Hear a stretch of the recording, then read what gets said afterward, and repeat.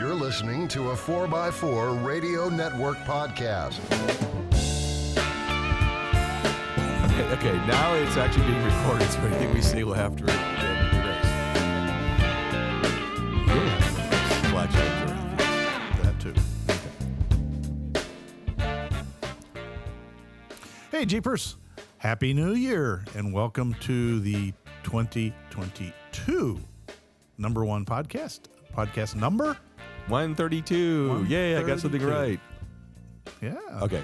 So, of On the Trail with Kevin and Scott, I'm Kevin, the engineer, the guy who, reads the manuals, uses the right tools, and generally follows those manuals unless I'm off being creative. And I am Scott. I'm the slapstick parts guy, currently hitting the mute button because the pollen count is at 9.0 right now, and you can literally have a small slice of air while you breathe.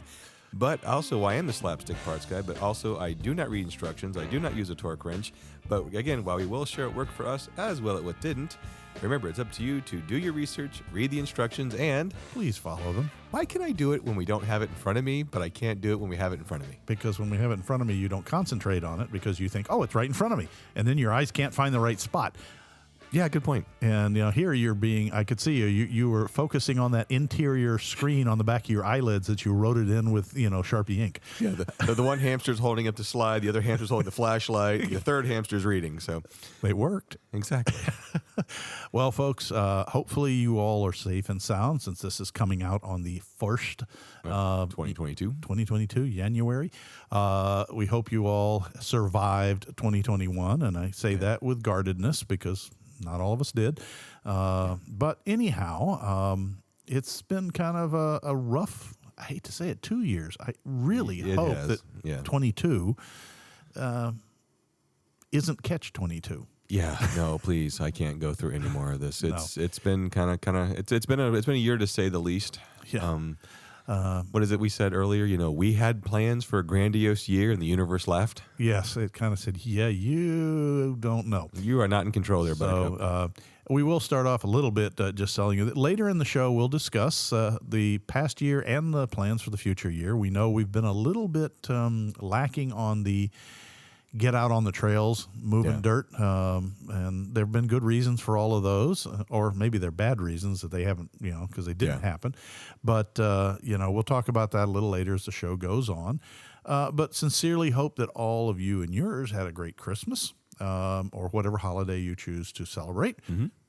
And that Santa Claus or brown box Santa, or the smiley-faced Santa in the blue trucks. I guess it's kind of bluish gray. Or like a anvil gray, yeah. Yeah, anvil gray. A big thank you to all the parcel carriers. Yes. Particularly when you started delivering things like axles, slip yoke Transfer kits, cases. gear Winches. sets. It was, and I expect quite a few of you got some IOUs under the tree. There were huge material shortages, as Scott can tell you in his business, getting those parts. Oh, that's back ordered until, right now they're estimating 2047. No, it doesn't even give you ETA anymore. It just says back order. ETA, none. None ya. None yet. So, but you try and find your joy where you can. And speaking of which, I found my joy. yeah, really? Yeah. But How about another drum set? this is true. Giant purple monster. Another drum set. Yes. So, yes, Scott is going to renew his vows with the drumsticks and the drummers and his hatred from his neighbors. Yeah, it's literally as I'm loading into the glider going, what am I doing? I have no place to set this up yet. But we will find him a place, if nowhere else, once the new garage barn laboratory for my stuff gets built next year, we'll put him in a room in the back where he can annoy the cows. I'm sure they'll find my music moving. Oh, I knew I shouldn't have opened that door. No, you shouldn't, because you knew I was utterly going to use that.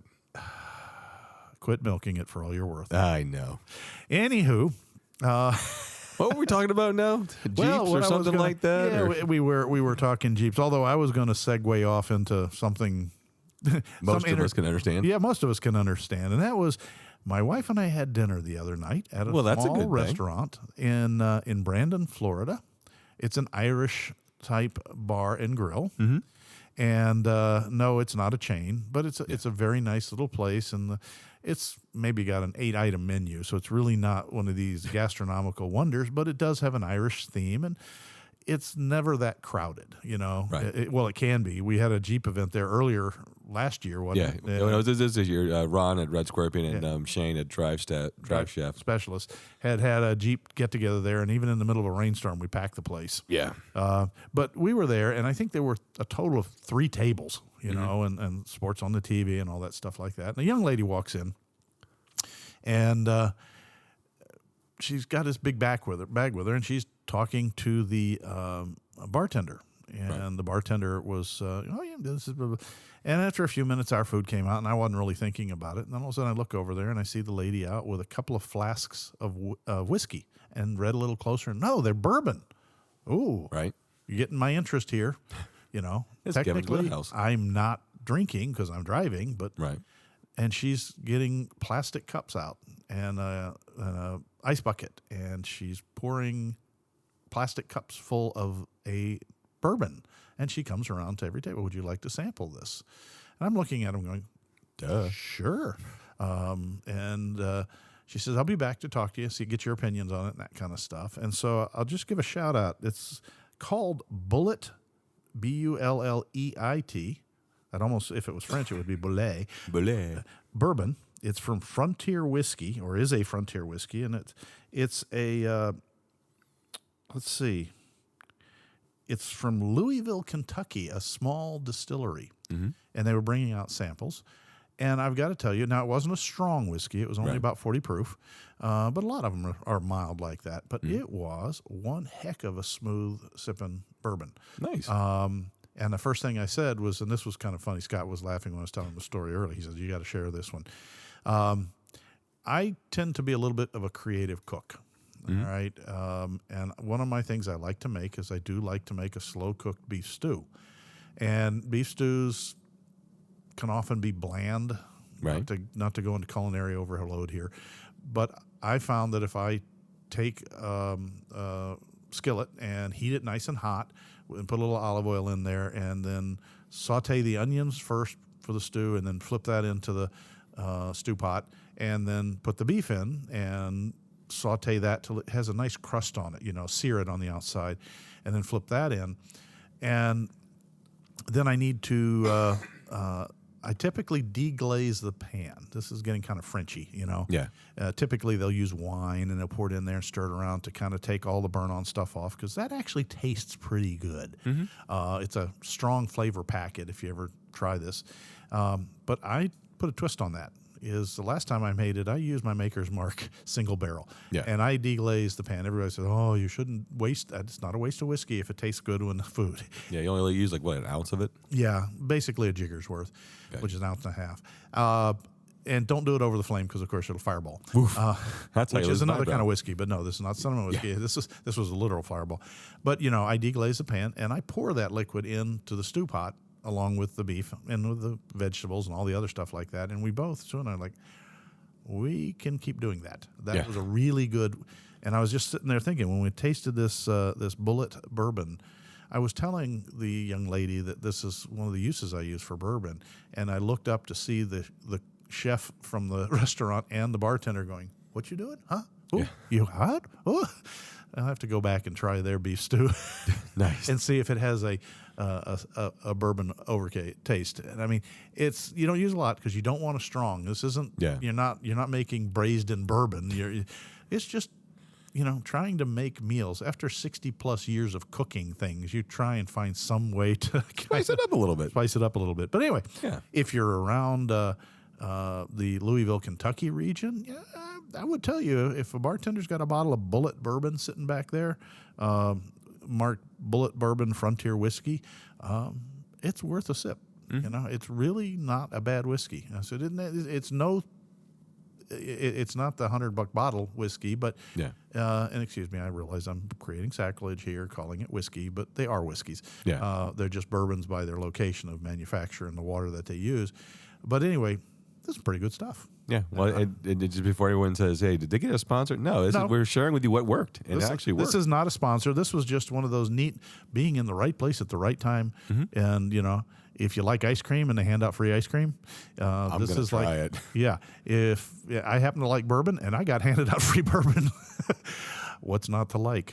Yeah, well, it's kind of funny you talk about, I tried some Dole pineapple juice, in the small little cans at the grocery store, and I had one. I'm like, that's my new favorite thing right now. So when I go to bed and when I wake up in the morning, I have a can of Dole pineapple juice. This is, like I said, the small little mini cans, but man, that stuff's good. It is. It is. People don't believe it. And I don't eat a pound of Reese cups every night now. I'm able to That ease helps into too. my sweet tooth. Well, and well, who knows? Just if you do too much pineapple, your tongue will tear up. That's fine. That's what the hot sauce is for.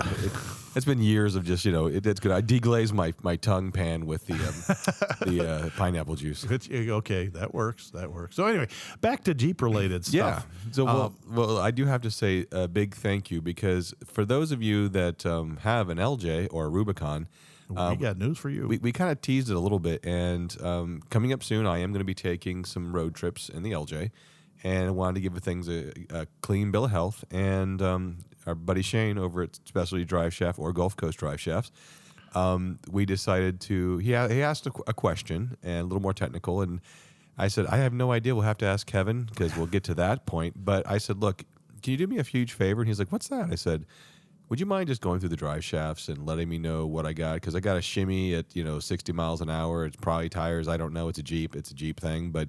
Would you mind looking at it? And he says, yeah, absolutely. And hey, by the way, I got a question for you. I'm like, yeah, what? He goes, can I use your Jeep as a test mule? I'm like, for what? So on to the technical side of this conversation. I now open the floor over to Kevin, because the fart jokes are done. No, it's an interesting hand wash is what happened here. Yeah. For those of you in the Rubicon world, you'll know exactly what I'm talking about, but those of you not in the Rubicon world, you may have to do a little research or go find somebody with a Ruby. Rubicons come with the NP241 transfer case in most cases. They're 03, 04, 05, and 06, right? Or was it just 04, 05, 06? No. The Threes. I thought the 3 was the first year out. 3 was the first year for this TJ Rubicon, and Right. then 05 was the first year for the LJ Rubicons. Yeah, but this is Rubicons in period. Correct. Yeah. The output of the 241 in most cases, I've heard of a few cases that people swear were not changed, but that most of them are the flange style output, okay, which is the big round disc with the nut in the middle that you see on Ford 8.8 axles, okay? Yeah. Different size, different spline count, all this kind of stuff. And so, and also the Rubicon comes with a regular drive shaft, what's called a single cardan drive shaft. I had somebody call it a cardigan. I'm like, it's not a sweater. It's kind of like the Cadillac converter. Yeah. So, and that's just a single U-joint at each end of the drive shaft. And it's a longer drive shaft on the LJs, but it's not on the TJs. Right.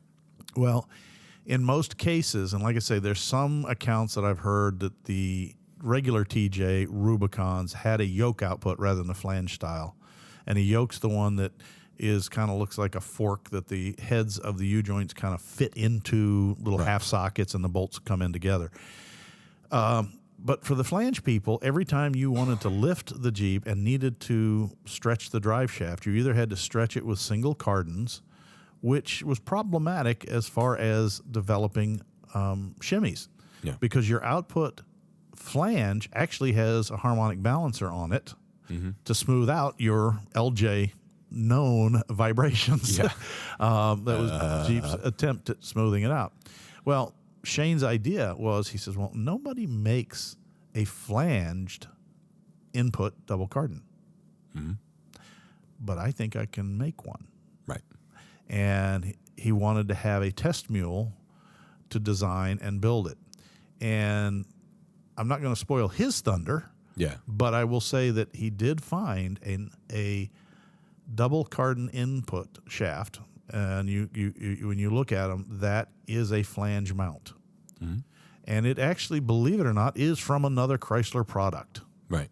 And it bolts up to the LJ. We know in Scott's case, his was the LJ Rubicon, Right. and then has a double cardan right off the flange, no filler pieces needed, and then goes down to the rear axle, which eliminates the some of the potential vibrations. Now, then we looked at, did we need to adjust the pinion angle to, on the rear axle, it's no big deal. You can just, when you have adjustable arms, you can crank them in. But Shane was able to make the pieces long enough, a slip yoke. He put a 6-inch slip yoke in that, rather than the factory's 4, which was actually, even though it's 4 inches long, it's going to give you about 1.5 inches of travel. This thing, you've got a long travel now. Yep. And then he sat around and we had chatted before about, fused links. Try and design your build so you know where the brakes will happen if you overload the system. And so in Scott's Jeep, he got a 1350 double cardan. Right. This is in full-size 1-ton trucks, folks. This is not going to break anytime soon. But to not make it so strong that, say, the transfer case became the next weak link, they actually built the shaft with the bottom end having the factory 1330, which is stock for the Jeep Rubicon input on its 44 rear axle. And they found out that the angle was within the tolerance allowed by the 1330. So now you have the weaker joint at the axle where you can get to it, okay? If it blows out, it's the fusible link. It's 9 times out of 10, if you don't try and thrash it, you can fix it as opposed to replace it. Right. And it's a neat situation. And Shane actually called me up because Scott was busy and he was not really, he was trying to surprise Scott. Yeah. Figured you needed some good news. Yeah. And then while we're at it, he says, I think I want to pull the front shaft too, which was good. He did. Had to replace my mummy dust. Yeah. Actually, the mummy dust was really in the axle shafts. Okay. Your knuckles out on your axle shafts were really pretty bad. So, but Shane's looking at me. He goes, "You want to come help me get those out?" He says, "I kind of did the YJ ones." I said, "Well, they're pretty much the same, but yeah, I'll come help." So I've got a picture of Scott's red LJ sitting up on the lift, a 4-post lift with a sub jack set underneath, holding the nose up as we strip the front end down, and then going, "Who put in those sway bar links?" Oh no, yeah. One of them, they were both facing to the right, so needless to say, it was Found my binding. Yeah, we did. We found your binding, turned them around, turned the one side around, got them lined up. Then we started going through a few other things. It was one of these little. Okay, we can fix that. We can take care of that. We can take care of that. Meanwhile, you take the cap off the front U-joint. It did. Hope you had your tetanus shot. It was. You need some iron in your diet. Just breathe deep. Because Whatever you do, don't pick your nose with a magnet. Oh God. Whoop! There went the second grade. Yeah. Now I don't know how to finger paint. So anyway, so Scott got himself a front rebuilt drive shaft, and he checked for length and for the lift, and he figures that you're going to be in great shape because of your high pinion front end, that you should be able to do the lift without having to change the shaft at all. Yeah. And then the rear, of course, now you have a one-of-a-kind, double cardan, super strong, long extension, Rubicon bolt-in drive shaft, folks. And I can't tell you, in the Rubicon world, bolt-in is not a usual phrase unless you're replacing factory length parts. Yeah. So if you have a Rubicon and you have the flange drive and you want to get this drive shaft, you can reach out to Shane at Gulf Coast Drive Shafts. Their website is gulfcoastdriveshafts.com, I believe. He's checking real quick. I am double checking something else, but also, too, if you want to reach out to them, their phone number is 813-620-4303. Or you can just email us and we will respond back to you from the either the Facebook or the podcast emails with the contact information. Because as far as I know, nobody else makes them yet. And one of the reasons why I want the way we did this is because it rolls over rocks. It's stronger. Right. If you think about a yoke style, okay, you have essentially a T shape with half moon cutouts in it for the U-joint to sit in. And so if you high center on that, now granted, hopefully it's above your shield, But if it's not, or even on the rear end, you get that ka-thunk, ka-thunk, ka-thunk, ka-thunk as you carl off the rock, which usually trashes the U-joint. But when you have the flange-style yoke, it's a 360-degree smooth circle. Yeah. And it's bigger than the platform that the double cardan input, so it's completely shielded by that round flange. So in many ways, it's an ideal output for a Jeep, because if you high center on it, it's just going to turn. It's just going to spin. Nothing's going to chunk. Yes, you'll scratch it, but that's about it. Well, it'll help mitigate the damage. Yeah, it really will. So we just thought we'd bring that to you, that this is a prototype. Scott has a prototype, a one of a kind on his. And so far, I need to hand it back off to you. What's it like driving? Oh, man. Yeah. So as we all know, Mr. Slightly Altered here, when we drove the LJ back, because I had to, 2 Jeeps, I was able to leave the Jeep there for a little bit. So, so I think it was 138 miles an hour on the way back. No, it wasn't that bad. But, again, following Kevin, it was smooth. Good. I have never had it feel. I mean, I can look down at my gear shift knob and it is rock solid. It's not sitting there doing, It's not doing the Hawaiian dance there, It's not. No, it's not Hawaiian dance. This is more like slam dance on Benny's Pago pit on Megadeth night. Okay. But no, it was buttery smooth, and right now, man, 75, 70ish miles an hour. Wink, wink. It is silky smooth and beautiful. I am like, oh, this is a joy to drive now. I actually took a long trip. I drove from Zephyr Hills all the way to Fort DeSoto Beach, and that was 60 miles one way. Yeah. And I did a round trip on Christmas Eve, and man, it was a joy to drive. I cannot tell you how nice it was to drive, and the best part is the check engine light didn't come on to the last 2 miles. And that's by the way, story. It has nothing to do with the drive shaft No. check engine light. It's a known high idle problem. No. This is a known typical Scottism. I have the part sitting in the back of my Jeep for the past 3 weeks, and I just haven't had a chance to put the $27 part on. I'm going to wait another year. Come on. This is what I do. Until the part that's in the back of the Jeep is no longer suitable, and it's corroded, and it goes in. Hey. I never said it was perfect. Okay, Yeah. It's like the other parts that were sitting in the, while we're working on it. Shane asked me in the back. He says, "What's in the box?" I said, "All the crap that we're supposed to do." No. He goes, "Hey, does he know that something's dripping on my head as I'm working on this thing?" And all of a sudden, you listen quietly and hear, as the coolant drips from the water pump. Yeah. And Kevin's like, "No, see all those boxes back there?" Like he was just getting ready to stay. There's my aluminum radiator and all the engine bits to make this leaking stop.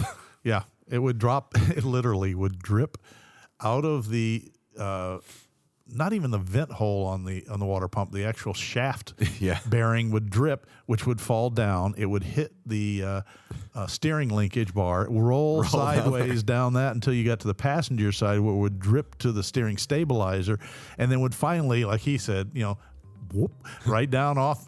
And if you happen to be standing over to that side thinking, well, I'm over here on the side, it's dripping right there. No, right on the top of your noggin. Hey, Rube Goldberg would be proud. That drop probably made 3 intersections, 4 right turns, a left turn, and a U-turn before it finally got off to the ground. Well, and it also made that left turn at Albuquerque. Okay. Bunny would be proud. Yes, he would. Or was it a right turn, Albuquerque? I don't know. That's why you got lost. Hey, well, speaking of which, do you want to take a quick pause and come back when we talk about the other things we did? Sure. Cool. Sounds like a plan.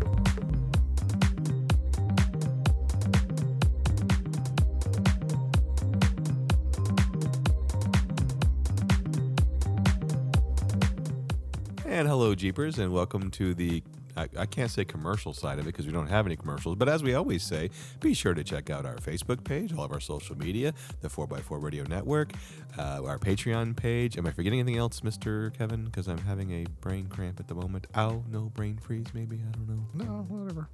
Yeah, cool. So we're going to Tippy Dyer back. Tippy Dyer?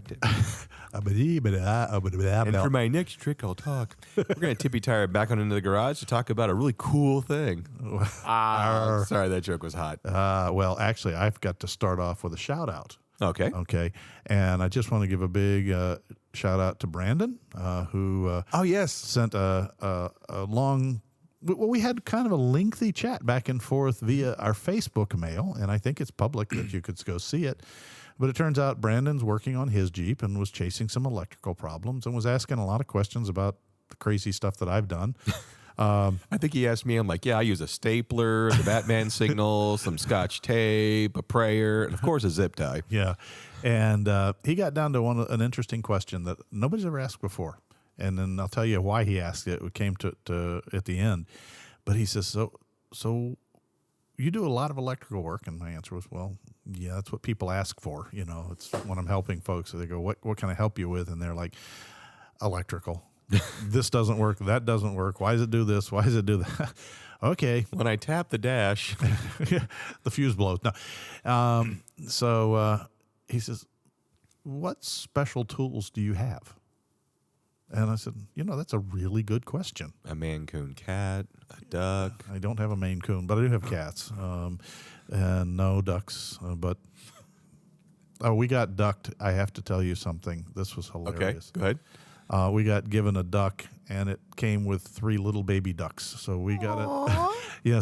So here we have a duck, a gold duck that just had ducklings. Aw. So- Hey, really quickly. Yeah. I'm sorry. I like the duck thing. It brings someone happiness. No, I've no Fight complaint. me. I just No, I'm never just- heard of getting, No, I'm just letting everyone know, the duck thing, I think it's fun. It brings people joy. Fight me. So real quickly, I'm going to show Yes. Kevin this picture. I now know why all my jalapenos have fur. Yeah. I have a picture of a cat. I woke up this morning and A the tabby cat, and white cat sleeping in the my planter. jalapeno planter. I'm like, really? Is nothing sacred? No, he's fertilizing it. He wants them to grow big and strong. God. Store bought from now on. Hey, believe me, the stuff you get in the production is not any better. Look, I like mushrooms, okay? And I saw how it was made with mushrooms. No. No. No. Shh. No. No. We're not going there. Oh my! Still eat 'em, don't Anyway, care. Brandon, thanks for the emails. It was a or the messages. It was a lot of fun. But folks, I mean, my electrical toolkit, really isn't that big. Yeah. And that's what was started the discussion. Is I do have a Fluke multi-tester, voltometer as they're commonly called, and I have a lead kit from X-Tech that lets me do back probing and alligator clips and things like that, because that kit is my 3rd, 4th, and 5th hand sometimes when I'm testing stuff. Yeah. I have my Power Probe, my Model 3, nothing new, not one of the great computerized. This one just kind of, you can hook it to the battery, hook it to the lighter, and it goes bleep and says I'm alive, and you rock the rocker forward and the tip goes to 12 volts. You rock the rocker back, it goes to ground, and you can do a lot of testing of powers and grounds that way. Yep. Very quickly. And then let's see, what else there was. I'm throwing a name blank right now, but I had some. I have my Actron scan tool that's a little more than just a OBD2 scanner, but it's not up to like a programmer. It will read codes, but it will also read and display live data on a small screen. Very low tech, but I can look at things like fuel trim, voltage out of the O2 sensors and stuff like that, which tells me a lot of information. You have the Foxwell battery and charging system analyzer. Okay, yeah, and I did break down for a Foxwell, and I think I told you guys about that simply because I have, between everything that I own that's got a lead-acid battery in it, I have 11 different lead-acid batteries in various pieces of equipment around the property, and it has already saved me 4 batteries. Yeah. And it checks charging systems and starting systems. And really, the biggest part of it is my collection of different crimps. And Crimps and also your salvage Jeep connectors. yeah. Well, that's a whole box of salvage Jeep connectors because it's cheaper to salvage them. But no, the crimping pliers, folks, and I wrote to Brandon that I get frustrated that why the heck we can't settle on one style of crimp connector. Yeah. Because I've probably got 15 different crimp pliers. You've got the WeatherPack crimp pliers that are different than the Crush crimp pliers, that are different than the U-shaped splice pliers that can be applied in the middle of a wire, which are different than the, coaxial crimp pliers, which are different, ad nauseum. And then you have to have different strippers for different kinds of wires. And it's like, I literally now have 3 electrical bags. One bag is full of the tools. The other bag is full of the little plastic boxes full of, okay, well, those are the crimp connectors, and that's the heat shrink tubing, and that's the grommets, and that's the little clips and the zip tie holders, and this is, Yeah. and it fills up an entire doctor's bag. And then the last bag is even weirder. It's got Ziploc bags full of all the weird little wire nuts and screws and clamp screws and these things that I keep because somewhere along the line I need that weird screw rather than replacing the whole component. Right. And it's full of tapes. It's full of regular electrical tape, colored electrical tapes for the right things. The no glue electrical tape, the split loom tape, also called Tessa tape, that all make for a finished job. So long story short, there's a lot of nitenoid parts, but as far as what you would call electronic test equipment, it actually doesn't take that much. Yeah. And I do have a couple of Iwanas on the books. I want to get eventually a Picoscope, Right.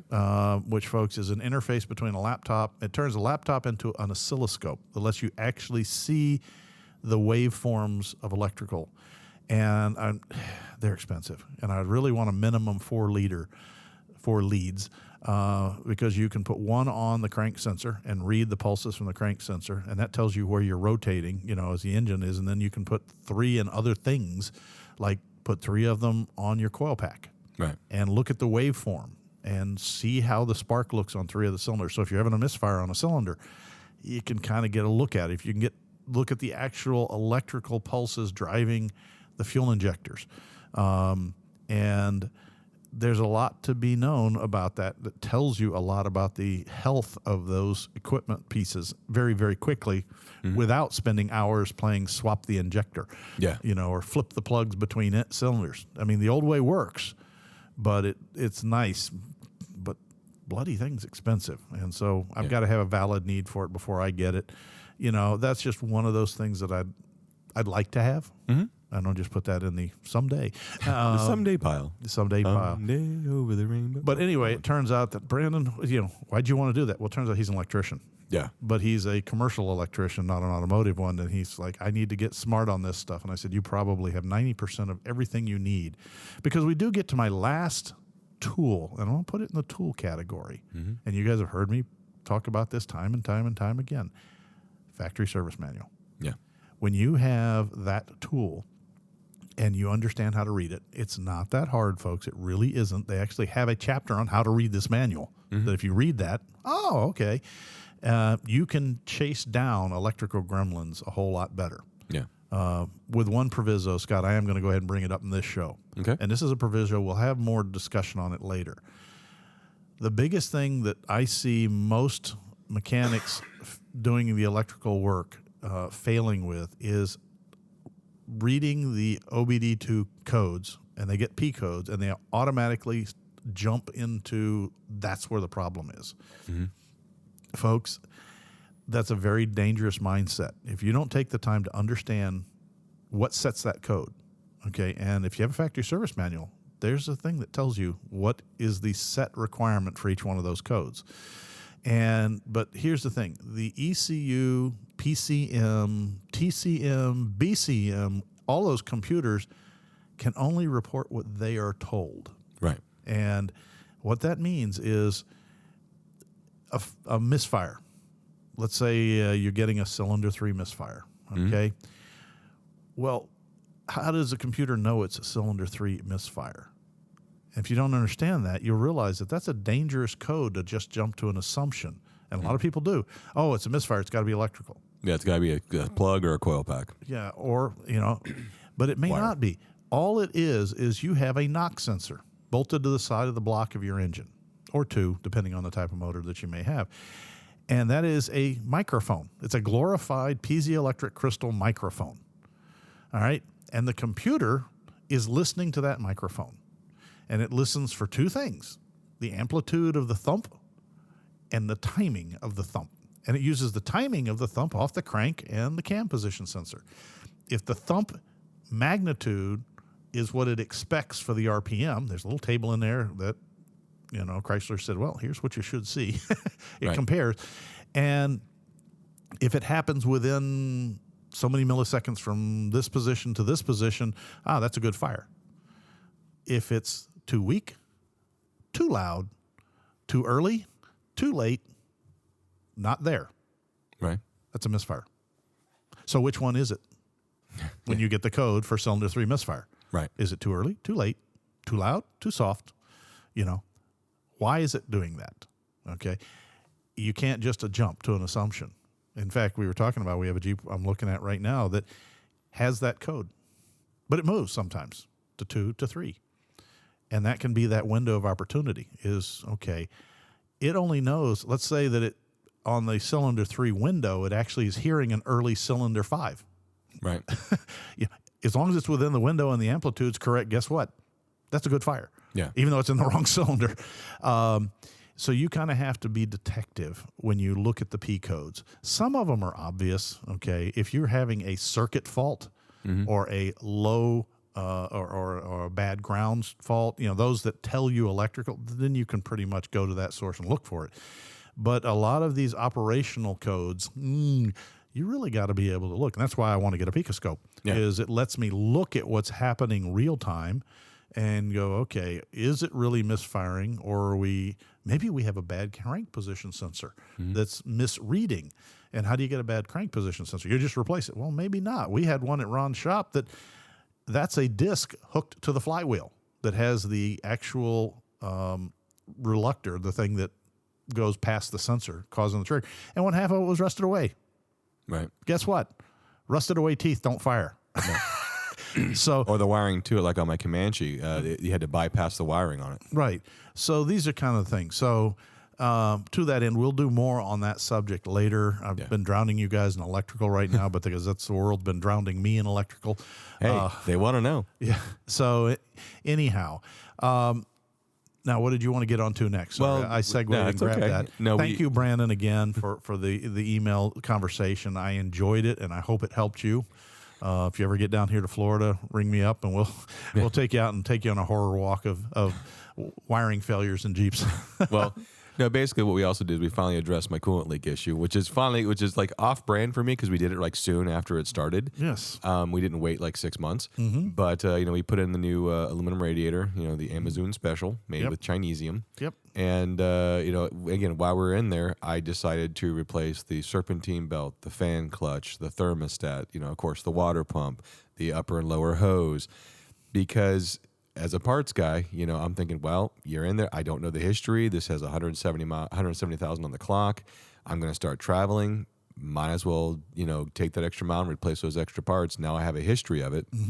On top of the fact, the heater outlet pipes or inlet pipes, you took time. We cleaned them up. We inspected for corrosion. We went ahead and, again, cleaned them up, painted them with a new coat of paint, to help corrosion from keep happening. Yep.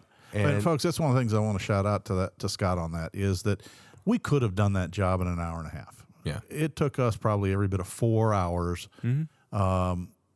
because remember, we're not doing this for profit.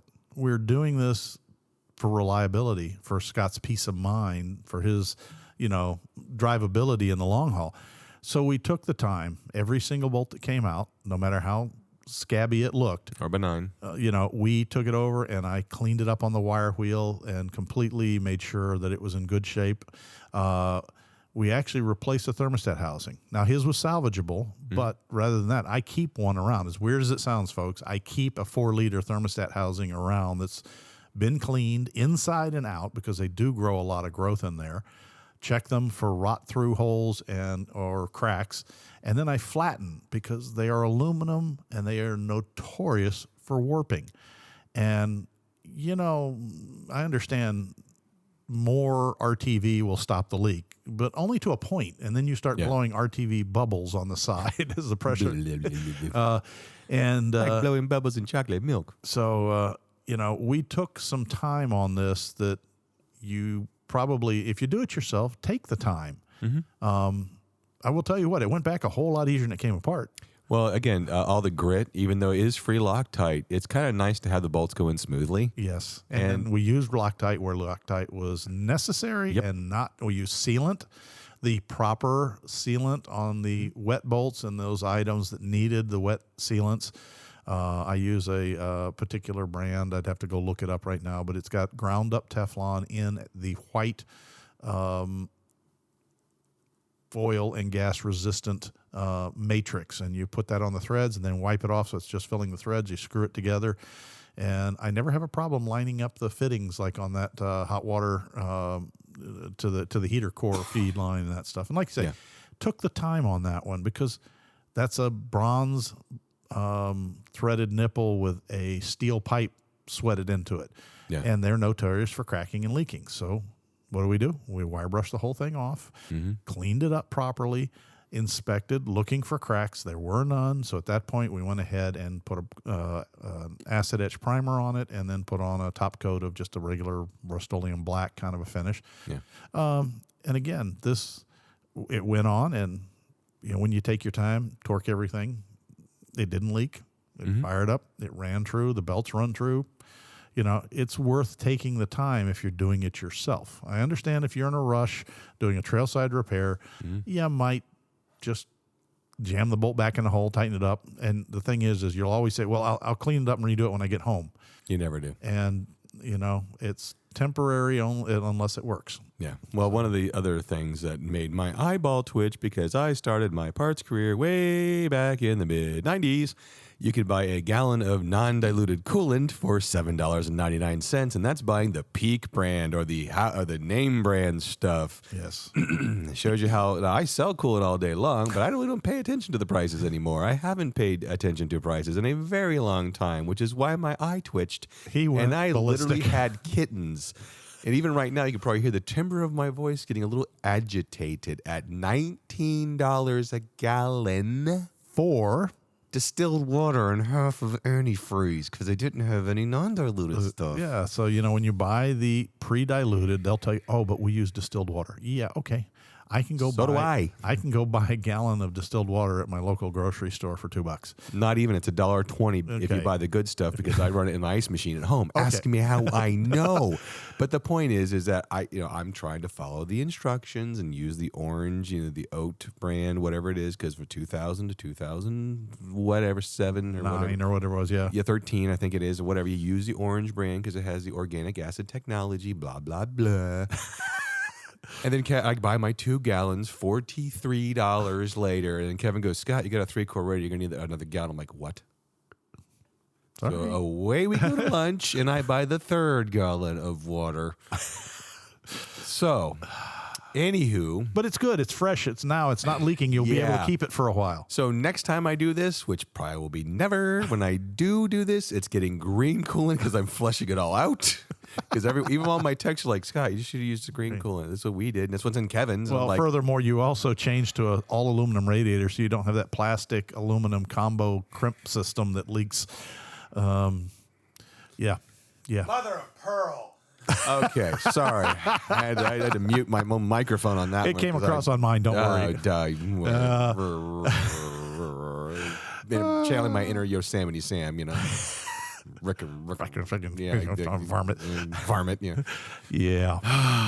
Anywho. The thing is that at least it's a Jeep which will take anything. You could be going with some of these things. It's getting swamp water next. I don't care if I'm pulling gator teeth in it. I don't care. Gator teeth are good for removing corrosion off interior surfaces. It's like bee blasting the inside of an engine. Follow us for more cooking tips. Okay, no, I'm joking. Not really. Maybe I am. I don't know. I tell you what, though, those kinds of servicings, actually, people make a big deal over. To me, they're relaxing. As long as we're not under a time crunch. Yeah, and that's another thing we want. We can segue into this if you want to. Sure. And it talks about this has been a rough year. It has. And and I really wanted to do this with Kevin. I wanted to take care, again, because I'm going to travel with the Jeep. Yeah. Kevin and I talk about a Blue Ridge Parkway trip. Eventually. I want to travel with the Jeep, and being everything it's been this past year with losing my mentor, losing my wife, and losing a close friend of the show, Brian. It's good that I have a very strong Jeeping community to get out there, and close friends that I've made for life over a 7-slot grill, a 4-wheel drive vehicle that I made connections with these people, you, the listeners. I had so many listeners, reaching out to me over the holidays, making sure I was okay. And thank you everyone who reached out. But it was nice to take that step back and work on the Jeep and spend that time. Yeah, and it doesn't hurt for you, since you will be, at least for the near time, doing this solo for a lot of your trips. And now you were in there. Yeah. You fought with those radiator shroud bolts. And Nowhere near as much as the coolant, but I got you. Yeah. No, I get you. But the whole thing is you now have firsthand experience on that kind of servicing. Yeah. So if there's a problem on the road, you could probably stop at a local parts store and replace a radiator hose without bashing your brains out. Yeah. And we showed him the neat things about, if you have those pick sets that you always see people have in their drawers, and you're going, why does he have a scratch Aldo with a bent it's a tip? mini Captain Hook. Yes, or the one that's bent like a Z, like, well, I won't go there. Men in the underwear with the flap. Yeah, okay. Fruit of the loom. But, and this is what they're for. This is specifically what we use them for a lot of other things, but, we used it to loosen the hoses so they would come off without flying off and tearing our knuckles against the radiator fins, and then leaking blood all over everything. Yeah. Although we did leak just enough to make my granddaddy happy. Blood is cheaper than coolant. No, it's I know. Granddad's comment on any job. He said, "Job's not done till you bled on it." Yeah. Yeah, I get it, Dad. I get it, Granddad. Yeah. And he was usually talking about construction-wise, but, it's just the way that goes. But when you're working on Jeeps, there's enough pointy things, sharp things, bolts that come in from the other side of the sheet metal, and the sharp tips are pointing inwards, and that's when the bolt breaks and your knuckles go up at 400 miles an hour into the sheet metal and go, ow, ow. Or looking. Will you unscrew that bolt so I can pull my hand back?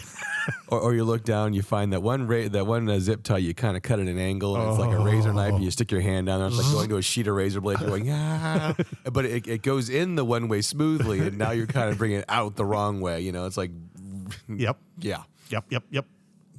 Hi, my name's Shred. Pleased to meet you. Half the man I used to be because I left it in the engine bay. So anyway, folks, This moment of skin graft brought to you by. Sorry. We needed this laugh, folks. We did. We hope you guys. We hope your 2021 was a little bit better than ours. Yeah. I wouldn't wish this last year on anybody. No. But we are looking forward to 2022. We already have. If you're at Jeep Beach, we'll be there. Yeah, got my room already halfway paid for. We have our room ready, and my dear, lovely spouse and the other financial person is. No, I don't want to stay by the track. I want to stay on the beach. Okay. Kevin's gonna be by me. Kevin's gonna be by me. Normally, if I go to the event by myself, I just get the local. Yeah. Because I do most of my work over on the actual track where the event is held, and that's at the Daytona Speedway. Yeah. And the socializing is out on the beach. And I don't mind driving. We're talking, folks, we're talking about 6 miles. Yeah. Between the two. So it's not like it's a long drive or any problem like that. But I get it. Mama wants to see the ocean and relax. And Mama gets the ocean. Mama gets the ocean. Absolutely, positively. No questions asked and no complaints. I got like the same kind of room I got last year. I walk out the front and I am on the beach. On the beach. Actually, you're on the dog walk. Yeah, I got the dog walk. Then you get to the beach. Yeah, but again, I got a Cabana Suite again because I wanted it. And it's like, pat me on the back. I'm going to do it because Scott's taking care of Scott's, folks. Yeah. So that's one of the things that is shifting from the we to me kind of thing. And I'll touch briefly on this. One of the things I am working on, and I talked to Kevin before we recorded, is I am documenting my journey and through grief. And probably here, maybe in the next month or two, I'm going to start releasing, eventually it'll be in its own brand and its own show, but I'm going to start releasing it here on this podcast page. And if you know someone or you yourself have gone through grief, I'd like you to share the little shows. It's my journey. Again, it's a transition till I get everything else done. But check it out. And we'll have more updates as events warrant. But 2022 is going to be a good year. We got a lot more. We always promise about having a better year again because we're never going to stop having a promise to do better because we want to grow. We want our listenership to grow. We want interaction from you guys. We want show ideas. We've been invited to a few off-roading trips. Yes. And we're going to try and make some of We're them. going to try and make some of them because, my priorities have shifted this year. And Yeah. so has Kevin's. So, it's not all about living for a paycheck right now for either of us right now. It's the adventures and having fun making these connections and memories that a memory will, a memory is, we have a storage unit full of stuff and it's just stuff. You have memories and they're easier to store and you can always have them easy accessible. So, but that's enough of that monologue. Do you have anything else you want to cover, Mr. Kevin? Well, one of the weird things that has just cropped up in our local area, Scott, and I haven't even shown it to you yet, but you know that the original Jeep came from Butler, Pennsylvania, right? Right. And what was the name of that company? Was it Bantam? Bantam Automotive Works. Well, right down, almost on the way to my new property, there is basically a Jeep Willys Granddaddy for sale. Really? Yeah. It's a bright red Bantam two-seater Wow. sitting out there in Lithia, Florida, right across from the post office. And I've seen it at a couple of other old vehicle events and shows and stuff like that, but apparently they now have it out for sale, and it's been up for a couple of months. And you don't know how tempting it is to stop and see if the guy, what he's asking for it. But I really can't store it anywhere, and it's not a Jeep, folks. Yeah. But if you go back into the history of the Jeep and you look at Bantam's submission to the Army services for the off-road vehicle, the one that quote-unquote won, you'll see that it doesn't have a flat grill with 7 slots. It may have 7 slots, but it's not flat. It's a rounded front nose piece. Yeah. And it is exactly off of this old car. Wow. And I think next time I go out there, I'll try and take a picture of it if it's still out there, and we can post it on the Facebook site.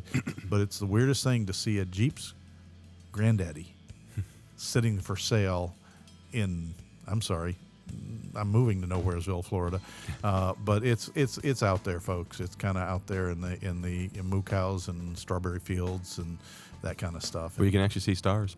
Yes, I can. Yes, I can. And so I can also hear the neighbor when they're shooting off rounds at the rabbits in the backyard. Pow, pow, pow. Haas and Pfeffer. Yes. So anyhow, we wish you all a happy and prosperous 2022, because it kind of has to be prosperous if you own a Jeep. They're expensive. Usually not in the first purchase, although they're getting that way now. Yes. But in the maintenance.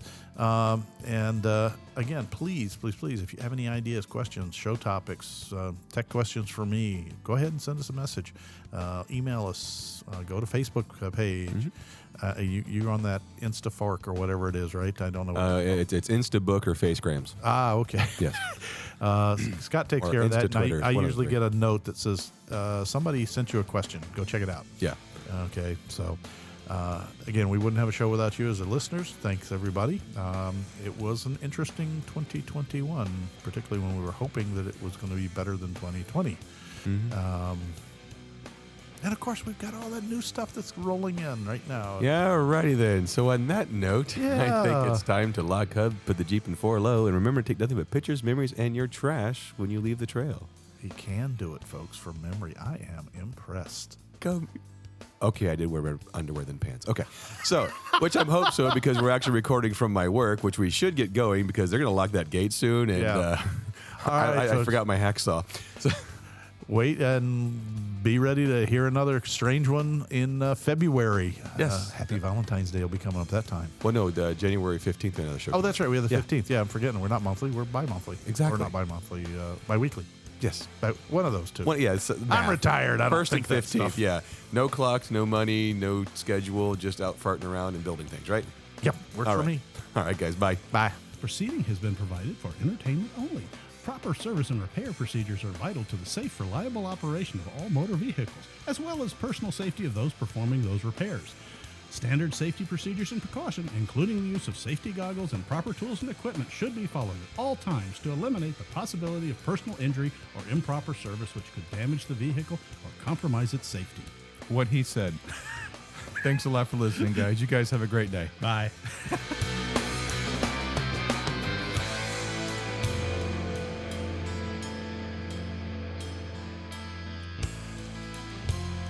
This has been a Bent Axle Media production.